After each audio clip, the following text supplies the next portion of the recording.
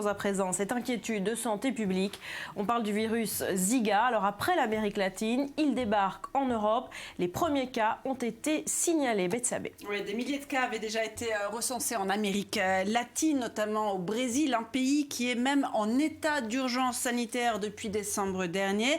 La Colombie a répertorié plus de 10 000 cas. Depuis, le virus est apparu aux États-Unis. Il a débarqué dans les Antilles françaises, alors touché la Martinique avec 10 000 cas, avec 1000 cas suspects, tandis que les premiers cas sont apparus aussi à Saint-Martin, à la Guadeloupe et même sur le vieux continent. Des cas en Catalogne, en Espagne, donc en Grande-Bretagne, en Suisse aussi. Et à chaque fois, des gens qui ont été piqués par des moustiques tigres en Amérique latine lors de vacances. Alors c'est quoi les symptômes? À partir de quand faut-il s'inquiéter? Alors un peu comme la grippe, c'est des fièvres, maux de tête, courbatures, avec en bonus des éruptions cutanées, des symptômes bénins, il faut le dire, mais qui peuvent s'avérer dramatiques pour les femmes enceintes et leurs bébés. Des bébés qui ont été infectés dans le ventre de leur maman et qui naissent avec des boîtes crâniennes anormalement petites.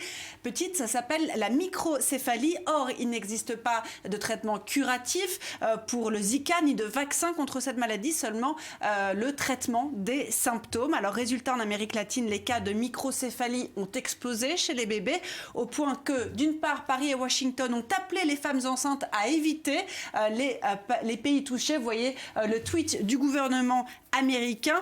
Mesure plus radicale, des pays d'Amérique latine ont carrément demandé aux femmes de ne pas tomber enceintes. Les autorités du Salvador, de la Colombie, du Brésil, de l'Équateur et du Honduras ont en effet recommandé donc de ne pas tomber enceinte, des recommandations dénoncées par les militantes des droits des femmes qui soulignent que quand même dans ces régions, eh bien, on a souvent peu le choix de tomber enceinte, que l'accès à la contraception et à l'IVG sont souvent difficiles. Pour l'instant, le seul espoir vient des hôpitaux au Brésil qui ont commencé à utiliser un test qui serait capable de dépister le Zika en quelques minutes seulement. Voilà, alerte au virus Zika. Merci Betsabé.